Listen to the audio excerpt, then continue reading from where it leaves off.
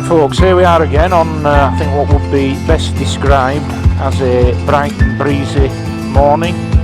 Probably the first decent day since Monday, but we are in April, which is meteorologically speaking a transition month, so we should expect a variety of weather. Just coming through the middle of Bingley, which is in absolute turmoil because of that new branch of Lidl there. There's muck and filth everywhere that nobody seems to be remotely bothered about cleaning up. And I've only been on the road 5 minutes and I'm belly aching already, so I best shut up. I'm just making my way here to Bingley's one and only filling station, which is the Marks and Spencer filling station. Not the cheapest, but I get points on my, oddly enough, Sainsbury's card, so I think there's some connection between the Sainsbury's reward card and M&S stroke BP. Anyway, so what I'm going to do today, and the first thing is that I hope that the drift ghost is now pitched at the correct angle, because the last video you may have seen where myself, Richard and Chris went to Squires, it was pitched too low and there was an awful lot of bike and road and not a lot of scenery in the frame. And so what I've done is the drift ghost actually sits on a, it's a bit like a pivot with a Phillips screw that holds it in place, and it's notched, so I've just notched it up one, and hopefully the field of view is improved. So today I'm back on the KTM. What have I added since the last video? Well, before you see this, there should be a video that shows you what accessories I've fitted, and at the end of that video you'll see the last thing that I've fitted is the Puig headlight protector that sits really well with this Puig touring screen. And the only other things I need to do to this now, I'm just waiting for delivery, is a gear lever extender, because they're always too small on adventure bikes for my way of thinking, and a brake lever extender for the foot brake, which are always too small on adventure bikes to my way of thinking, and also some crash bobbins now. And although this has got engine bars, if God forbid she was to be laid down, they would take the bulk of the impact, but of course they're a cosmetic item in themselves, and that would I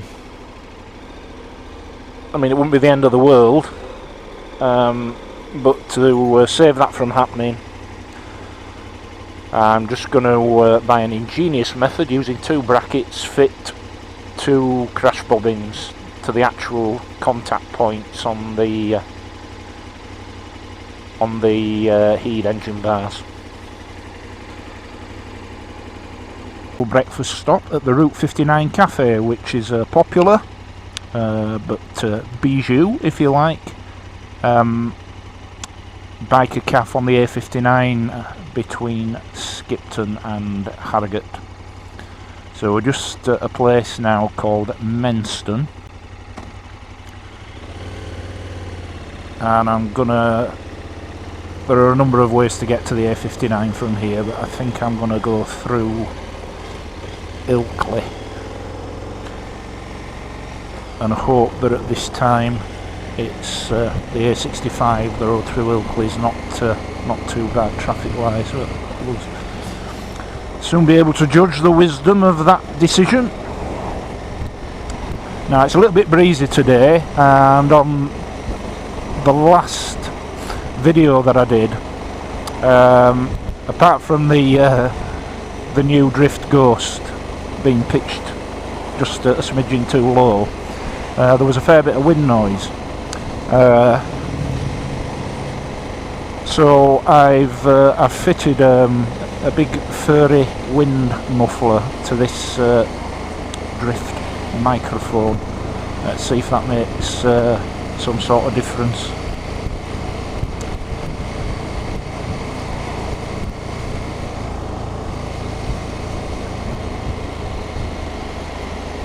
So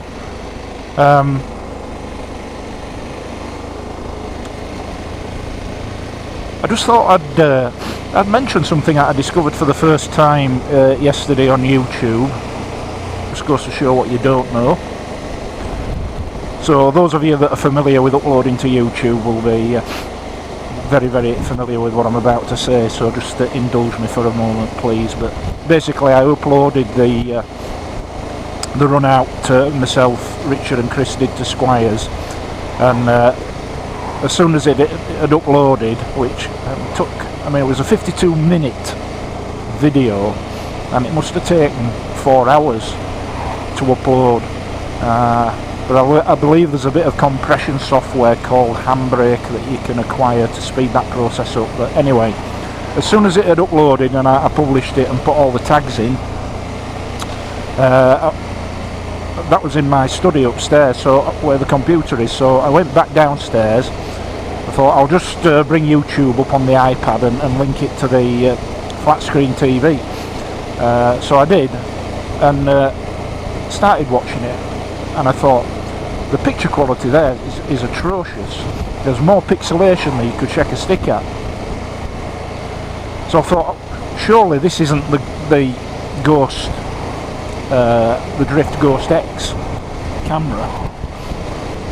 So I played about with it with the settings, and I quickly found out it was playing back at 360 resolution instead of 1080. Anyway, we have the luxury these days, don't we, where we're faced with a problem of having to do the minimum of research and just googling it. And I googled the issue, and it apparently, for the first sort of 10-20 minutes after you've uploaded onto YouTube, the resolution is 360 and not 1080 or 4K if you're using Ultra HD. I don't know why that is. There'll be a very good reason for it, I'm sure. And sure enough, I sort of checked it an hour later, and all was well. So every day's a school day.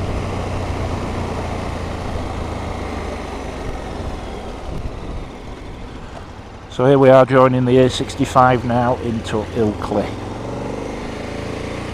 Of course, famous for one or two mediocre things, really. I suppose first on the list would be the song On Ilkley Moor Bar Tat.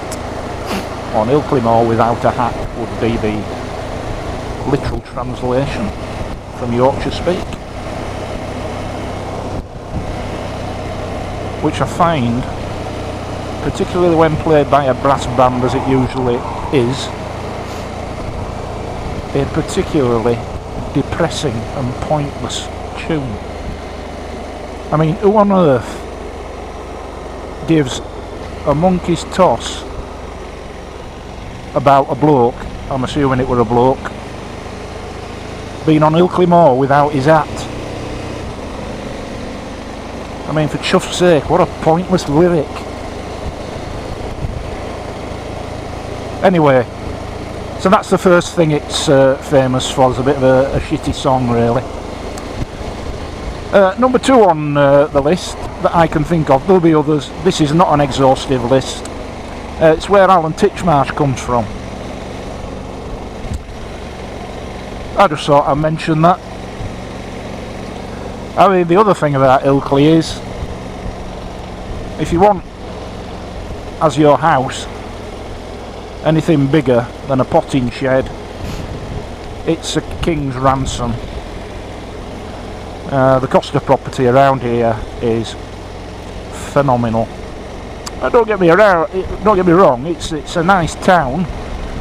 It's a very, very popular town. It's in West Yorkshire, not North Yorkshire, as a lot of people think. but to my mind it's not that special that it should attract these huge property prices. But it is, it's a Leeds postcode, LS29, it's a Leeds postcode. Leeds is a huge commercial centre, and those that have accrued masses of wealth, I suppose, through their commercial enterprises in Leeds.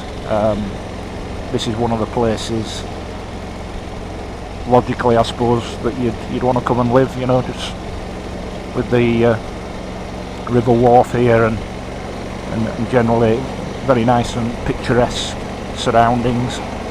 Cowan Calf Rocks up on Ilkley Moor itself. That's where that bloke was when he wrote the lyric about not having hats. Perhaps he was atop the Cowan Calf Rocks.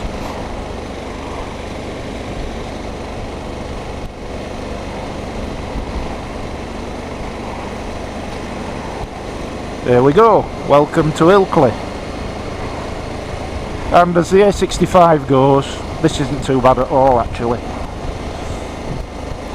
A lot of the time you get it, you know, it's gridlocked right up to here because the turn off coming up is the turn off to Ben Ridding, there's some traffic lights there and it tends to back up.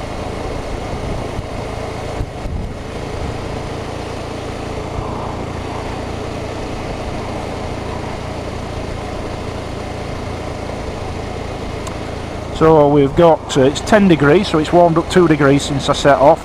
Still a bit chilly. I've got the handguards, I've got the heated grips on medium.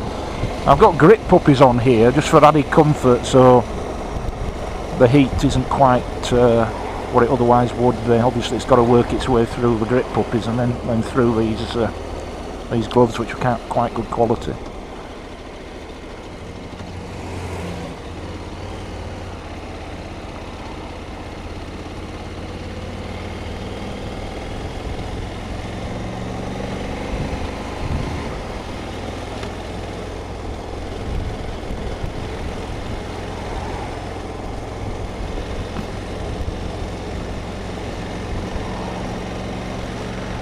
Yeah, so it was a really good trip out with Chris and Richard out to Squires, bit of a laugh.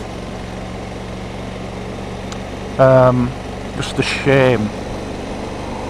I should have run a test video really with the drift to make sure its positioning was correct. So its lateral positioning is absolutely fine, the sort of angle of view is fine, but it just was pitched too far down. So I'm hoping this is a good bit better.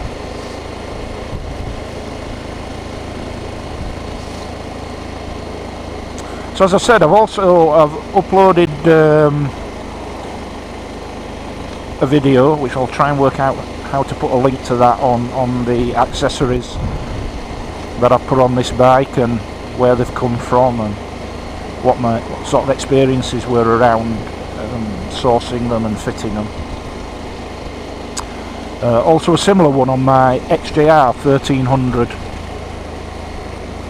That's my 2008 black XJR 1300, which was a beautiful mint bike when I bought it. It's currently got just hit 9,000 miles.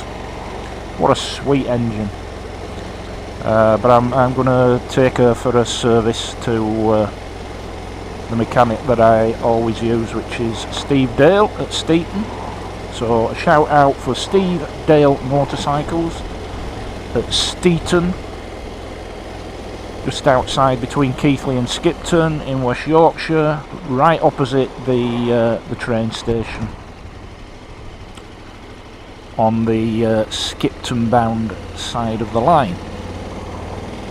And a first class mechanic, always rammed out with work, which is a great sign. It's usually a couple of weeks at least before you can get in with Steve, and you'll probably have your bike for a day or two as well, but he does a cracking job. I've never any concerns, you know, when I've handed over the debit card and left, I never really have any concerns when I've been to Steve. I've been going there for, let me see now, all in all, 18 years, best part of 20 years.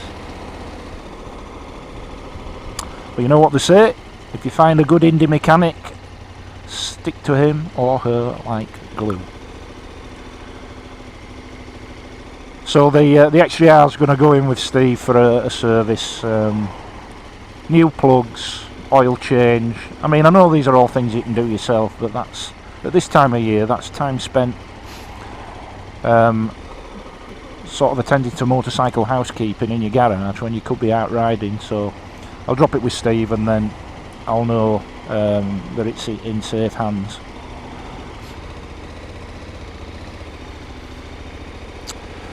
Now similarly, my old 2009 BMW R1200 GS Adventure, which is my sort of bad weather bike, it's the sort of bike that I got basically to be able to ride year round without worrying too much about the weather. So absolutely caked in ACF 50, and whereas this bike and the XJR I don't consciously take out in bad weather or rain, full stop. The GS I do. That's due an MOT at the end of this month, and the insurance is due for renewal, currently with a company called MCE. Because there's no claims, because all my motorcycle no claims, all my substantial motorcycle no claims is on this bike, which is the third incarnation since I came back to motorcycling after a brief absence. So yeah, it was 300 quid last year, so it'll be interesting to see what the cheapest quote I can get on the old Compare the Maycat is. This bike is insured with Motorcycle Direct, and they've consistently returned the best quotes for me, but we'll see this time around with the GS. Anyway, there's an issue with the GS, and I've had it a year, but only recently found out, because I don't carry pillions, and as you know, on the GS, as with this KTM, the later models, if they have the electronic suspension, there's an adjustment on the switch gear to automatically adjust the preload for solo riders, solo and luggage, passenger and luggage, etc. And on the 2009 GS Adventure, that's selected by pressing and holding down the ESA button. Now if you just press the ESA button and cycle through, that gives you your riding comfort mode, so comfort, normal and sport. That works fine, but to select the preload to actually pump up the back end on that old GS, you press and hold the ESA button, and when I do that, nothing happens.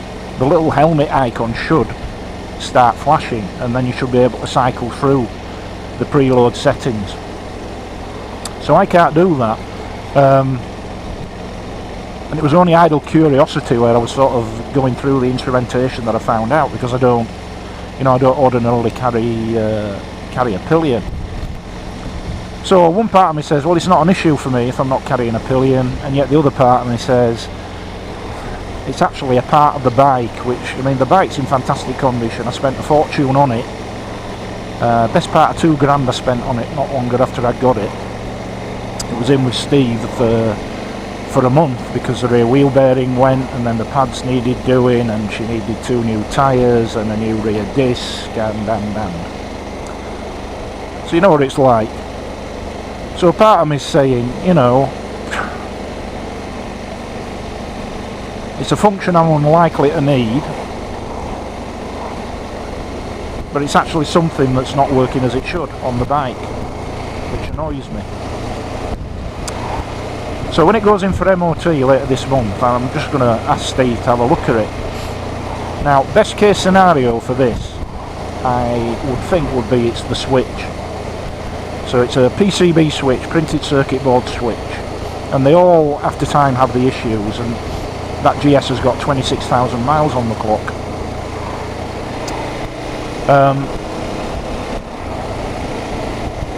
Now a new switch assembly isn't cheap.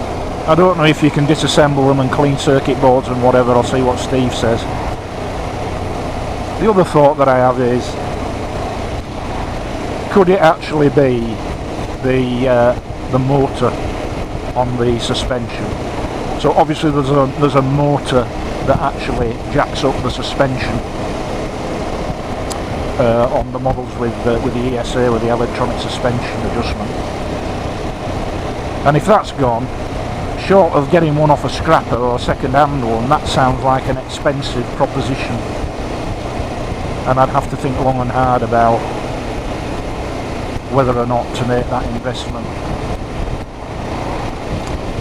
So I'm hoping it's just the switch, and or I suppose potentially, you know what it's like with modern bikes, it could potentially be a software issue.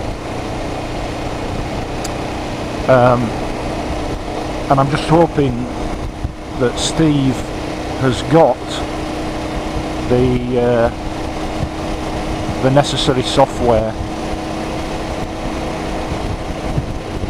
because I really don't want to take it into to the main BMW dealers, Alan Jeffries in Baildon. You know, because it's like 100 quid as soon as you show your fat face.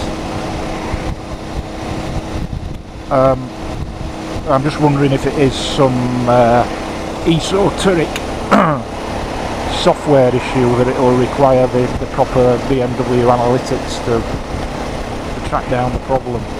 But if it's just the motor or it's just the switch, then I'm sure Steve, just with a bit of the detective work, will be able to establish if it's either of those two. Anyway, that's the old GS.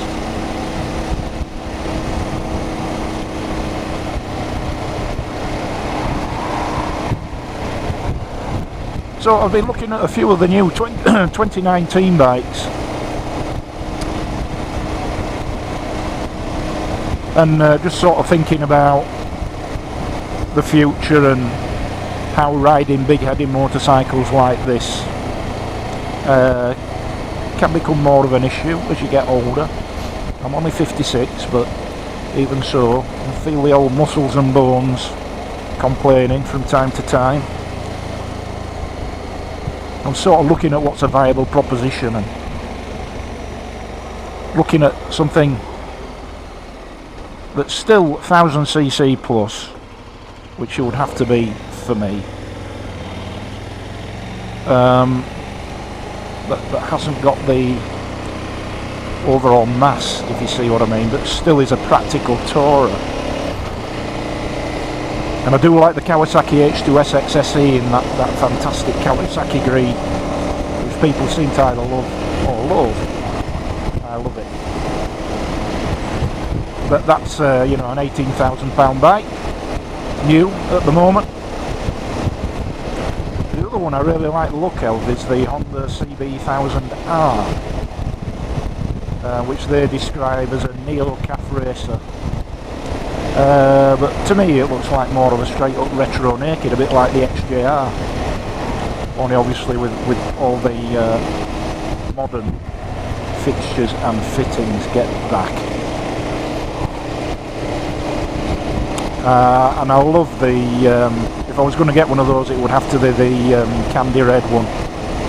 I love that candy red on the colour that, you know, we've seen it on Pan-Europeans, VFR 800s, VFR 1200s, cross tourers, cross runners, and I think that's a cracking colour. And on the CBR 1000R, I think it looks really, really smart. And I think if you get the Plus model, which has got like the heated grips and two other embellishments, let's face it, nobody ever wants the suboptimal model, do they? Really? If you're buying new, a lot of people are buying on finance. I'm surprised they, you know, I'm surprised they sell the more basic ones. Like with the Kawasaki H2 SX SE, you can just get the Kawasaki H2 SX or the H2 SX Tourer, but it just feels a bit suboptimal, even though I'm probably saving a couple of grand. So, but anyway, the Honda CBR 1000R Plus has got the bells and whistles, but it's not, shall we say, utterly suffused with technology like this bike. It's all technology. You look at the reviews on the Honda, and TMF referenced this because he's done a review of that bike. That it's got the technology, it's got the TFT dash, and obviously it's got has to have the ABS and one or two other bits and bats, but over and above that it's not actually at saturation point with technology, which appeals to me. And I just think it's a cracking looking bike, and you can get some semi-hard panniers for it. So great touring proposition. I mean, it is a naked bike, doesn't have protection, so if it rains you're going to get wet, but you know, you can't have everything, can you? And it's about having the right kit on. So I think that would be a very tempting proposition if I got to the point where I thought good old Anno Domini is actually compromising my ability to confidently handle a big bike. Now, touch wood, at the moment, not an issue, and this is light for an adventure bike. It's sort of 250 kilos wet, which is a good bit lighter than the BMW GS Adventure, which I think is something like 275, is it 280 kilos wet?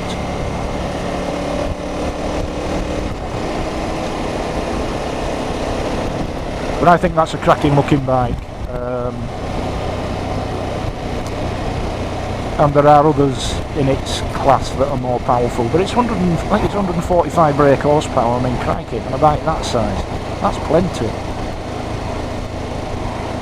And it's got great, you know, I think it's got great looks. I mean, the redesign, it bears no resemblance to the earlier model. You know, it's just pretty much, from what I can see, a scratch build. And I believe it uses the 2008 Fireblade engine, obviously detuned. Excuse my sniffles. But that's plenty, especially on a naked bike. It's going to blow you off the back. But I just think in the aesthetic terms they look fantastic. And the thing with Honda is the reliability. I mean, I had an old Pan-European back in 2001, which I ran until something like 2007-8. It had about 60,000 miles. Pan-European ST 1100, the Mark 1, K registered, and never missed a beat. What an absolute workhorse that bike was. I mean, that V4 engine seems to want to go on forever. So it's a legendary Honda build quality and legendary Honda reliability, together with the styling of that particular bike, which appeals. I mean, your other option going up touring bike Honda is the Cross Tourer, which is a VFR 1200 in adventure clothes, and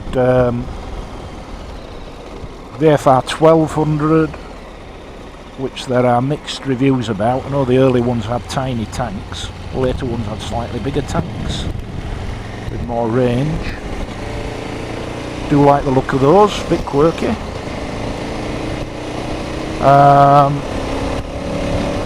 New Pan-European, I don't know, can you get a 2019 Pan-European? I mean, that design's been around since 2002 and just not changed. Are we imminently going to see one? But it's, as I've said on previous videos, every indication is that with the exception of BMW, the age of the full dress tourer seems to be well and truly on the decline. And then you're into Goldwing territory. £30,000.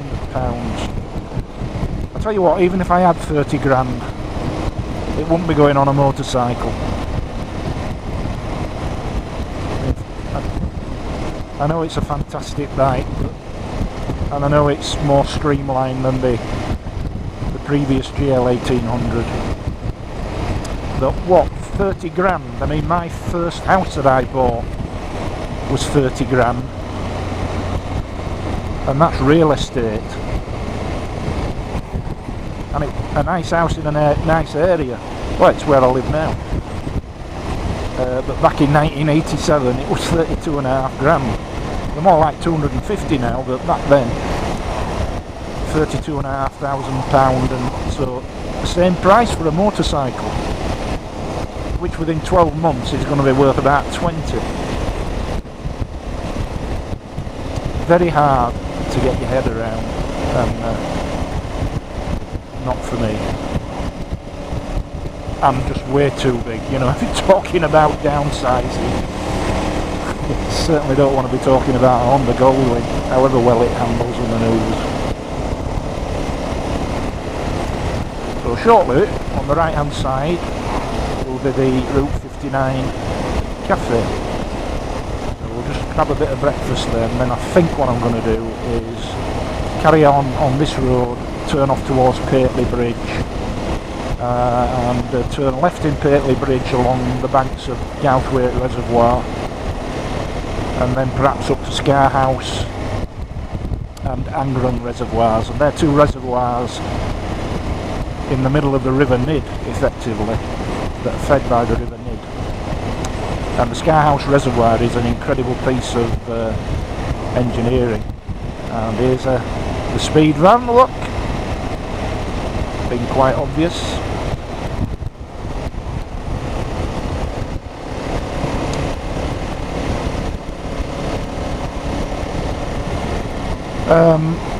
Yeah, Scarhouse Reservoir, built in the late 20s by Bradford Waterworks,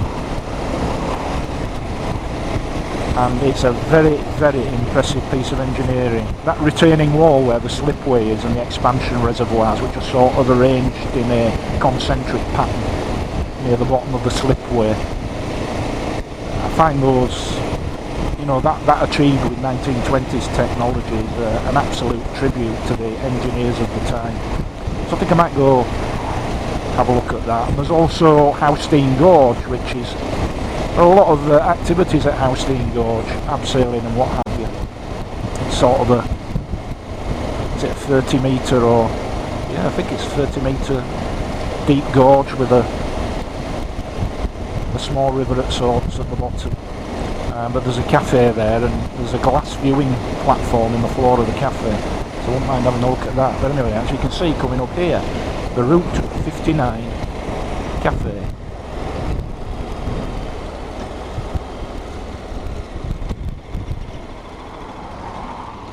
And not a flipping bike in sight.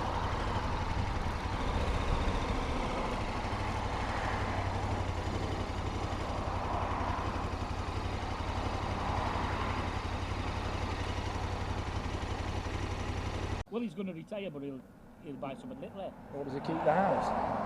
So, well, he sold the house, and he bought a multistrasser for him, and he bought another 1250 Bandit for the wife. This year's model, you know what I mean? Right. So I spent 30 grand on two bikes, because I think it would be, I think the Bandit will be about 10 grand, but I think his will have been neck end to 20.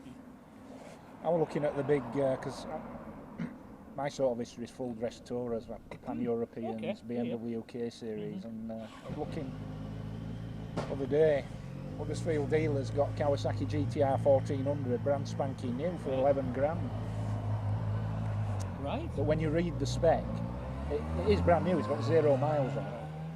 He bought 6 red ones and 6 black ones, and they are 2012 spec, but he's selling them as brand spankers, so they're imports. Yeah. So instead of paying like 15 grand, you're paying 11. So what a tempting prospect, because they're not packed with technology, you know, they're a solid thing. I think my next move will be something just more manageable. Right, yeah. I'm fine on that for an adventure bike. It's light. It's not as heavy as a GS. No, they're not as heavy as they look, are they? Even though they sit high, even though they sit high up, they're not quite as heavy as they look. No, the engine's light. It's the lightest engine in its class. Right. And of course it's chain drive, not shaft drive, so you haven't got the weight of the final drive. So that takes the final drive on as well, yeah. So you makes it 250 kilos wet, whereas the GS is something like 275. Nominal bike. And a very practical touring bike as well. With the panniers on. I think even if I bought the Versus, the wife might leave it. Because she won't have anything to do with it. No, mine won't. Not interested. Not interested at all. Never has been. Frightened of it. I once took her out when I had her. Somebody else. I had a 250 Bergman for a while. Oh, scooter. Yeah. Took her out on that a couple of times. Hated it. But the daughter, I have a daughter 25. She'll come for petrol. She'll go anywhere on the bike. That's good. Anywhere at all. You're getting her own then eventually. Well, I'm trying to encourage her now that she's 25 because I've got that JBZ standing. The ideal first bike for her. Absolutely ideal. And she's only little, but she can sit on the JBZ really low. But she's finishing her education and then it'll be more interested in the boyfriend now, I'm afraid. She'll regret it. Oh, yes. She'll regret it. Because she wants, and has always wanted, a ZX9. Oh, Kawasaki ZX9. Yeah. That's a retro bike. Yeah, she's always wanted one. But somebody, when she was a kid, a mate of ours went to the TT and brought her a toy one back. And it stood pride of place, this toy bike, when she was a kid. She still got this little toy bike. I'm going to buy one of them, she'll say. Seems at the moment that retros and adventure bikes are all the rage. Well, I know why adventure bikes are. Look at the state of the roads. Well, I think partly that and partly the success of the GS on the back of the Charlie Bowman thing. That. Well, I think you're probably right, but the age of the full dress tourer seems to be going. Triumph don't make the trophy anymore. Pan-European's not been updated since 2002, which is when it came out. Suzuki've never made one that I can think of. Who else is there? There's only BMW really. FGAR. Yeah, I suppose. And the suspensions, particularly the back leg, is starting to squeak a little bit. I wonder whether I'm going to lose it.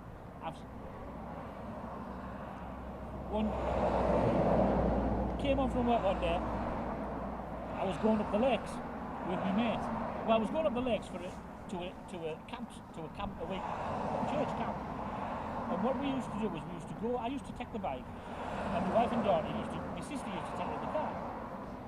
And this one year, they couldn't do it, so a mate of mine from work would give us a lift. Well, this day I came in from work, went in the shed, put the bike on the centre stand to check it, and the back wheel was on the ground. The bottom link of the shock absorber was sheared. Crikey. Go on, that's happened when you're riding, do you? Well, I don't know when it happened. The bottom link on the suspension is sheared right through. What happens is, with that, there's no sort of double links. It's just straight from the swinging arm to the chassis.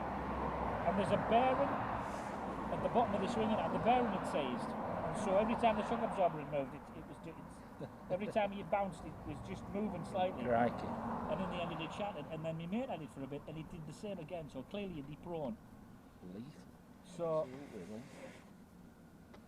Because, like I say, most bikes have like a number of linkages, don't they? To sort of do, yeah. That hasn't. It's just bolted straight from one to the other. And if the bottom link, because it's getting all the crud off the road, if that seizes up, the slight movement is just enough to. Yeah. And like I said, put it on the that way on the ground. So I have to keep an eye on. Wait till the electronics decide it's going to work. Oh, it's got to come to life. See you, mate.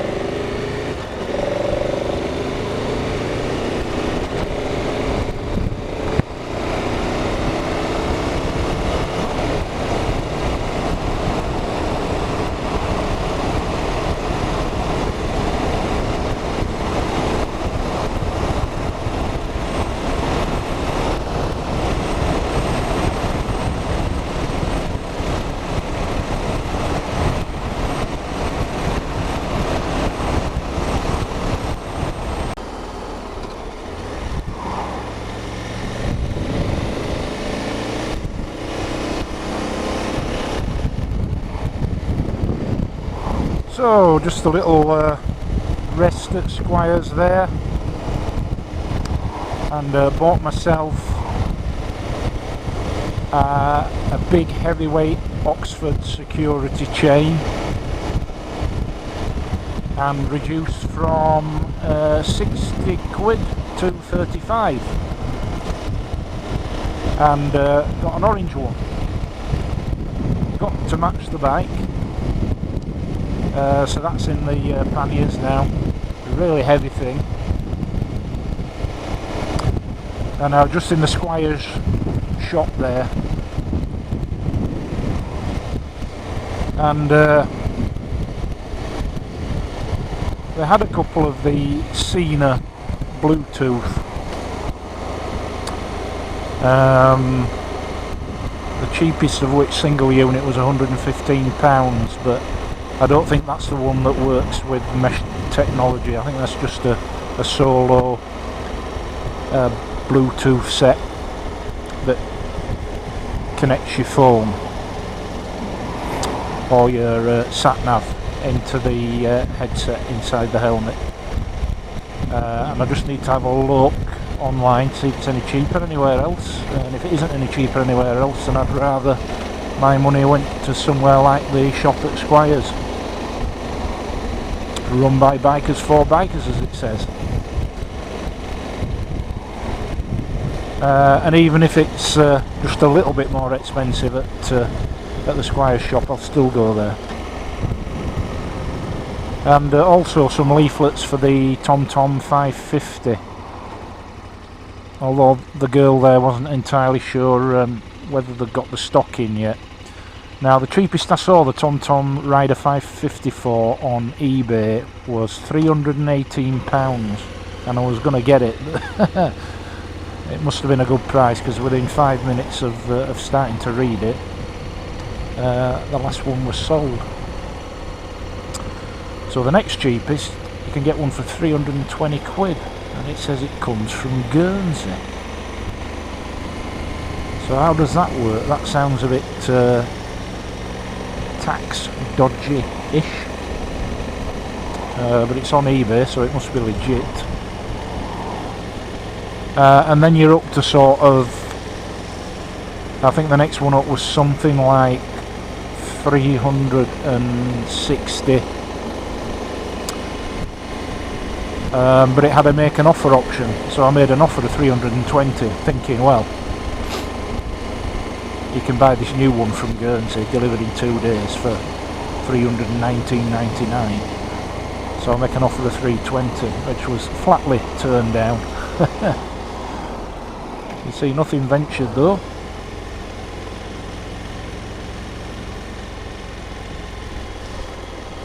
And the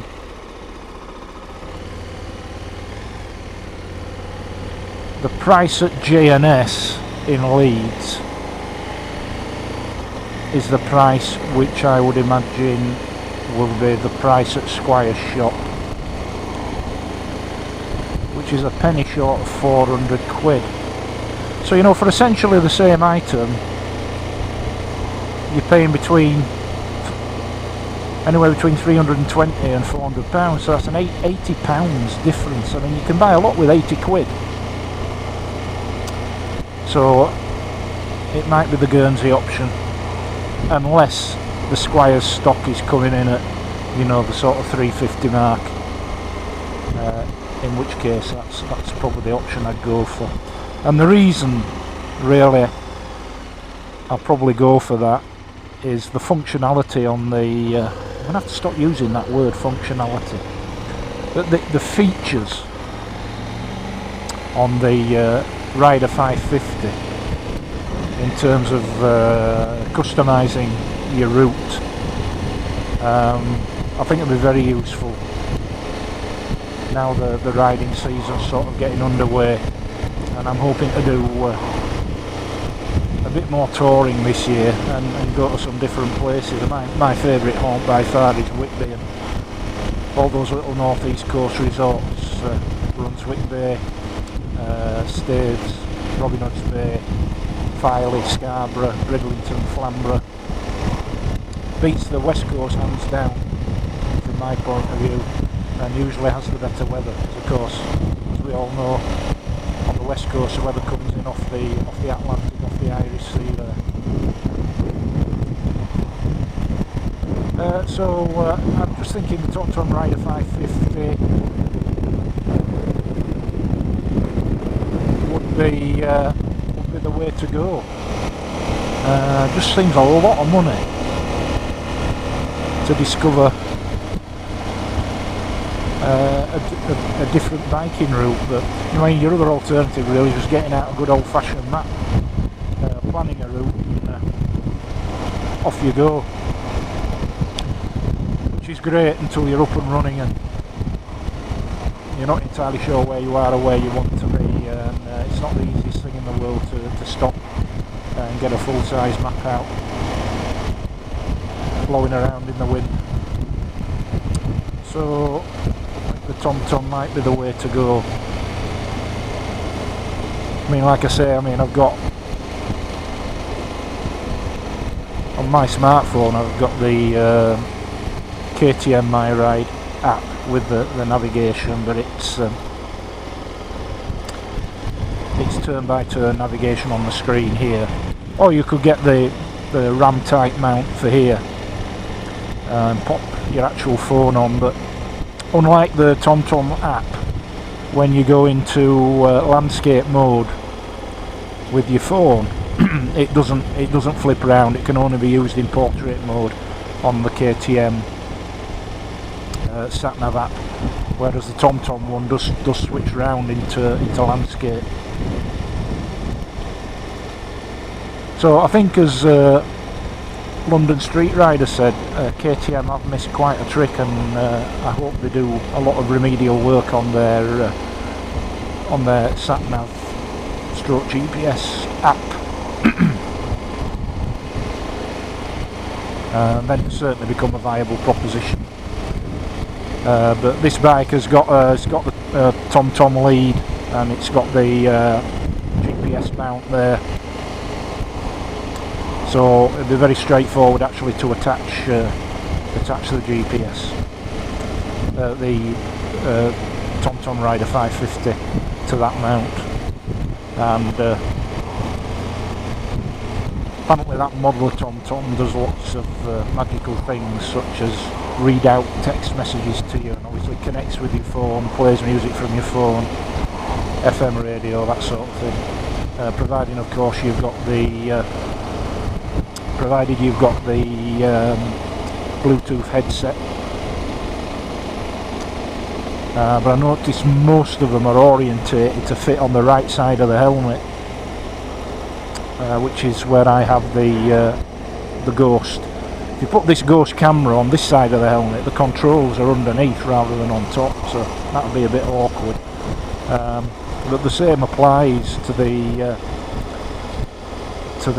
Bluetooth headsets that I've been looking at. You know, they are designed to mount on this side, which I find rather odd, because that's the throttle side, and you know, the natural thing to me is with your free left hand to be able to access controls on the top of the Bluetooth headset in this manner here. And I suppose the same could be said of the Ghost camera, that there may be some left-right, side of the road, continental riding logic behind that. I don't know.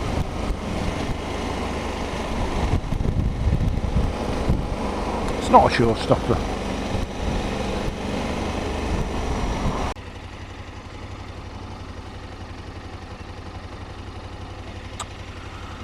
So here we are in the middle of Rothwell in Leeds, and I remember this patch because when I was a newly promoted inspector in the police in 1999,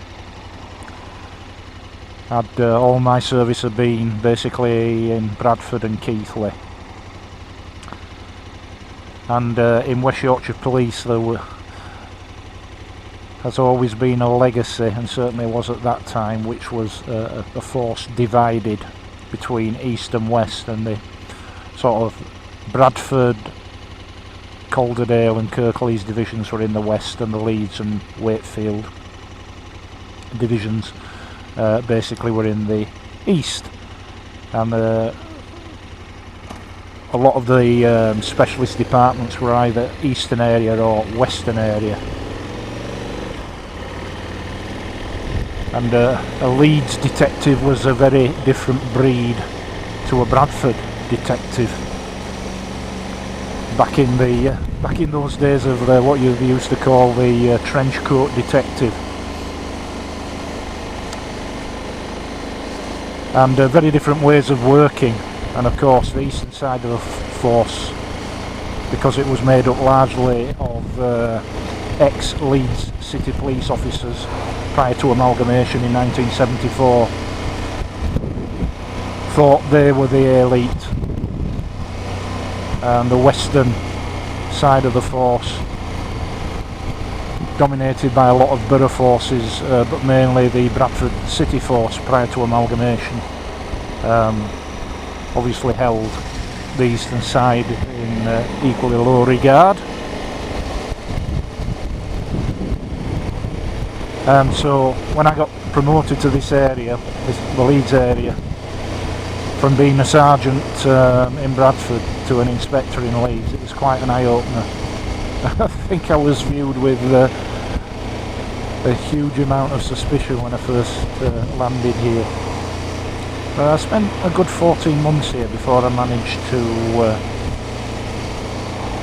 crawl my way back to a Keighley posting.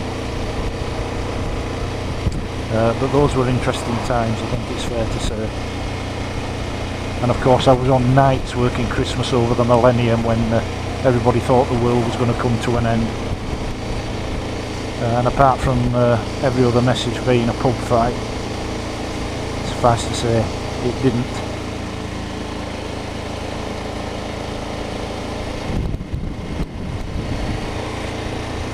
Well, I think the sun's gone home for the day. Looking a bit grey and overcast now, though thankfully dry. So all I thought I'd do basically today, this was just a little sort of recap on the last video and a recognition of the fact that the camera position needed adjusting and what have you. And just a bit of pointless rambling really. So if you have watched, thanks ever so much. Please click the subscribe button and click like and the little alarm bell for future notifications. As I say, it's just a little bit of a hobby pastime thing for me, is this. Particularly when you're out on your own, it's nice to be able to speak to, well, speak to yourself, speak to the technology, speak to the camera, I don't know what, but it's nice to be able to do that, even if only one person watches and finds it interesting at some point, then it's been worthwhile. So, until the next time, don't get lost or killed.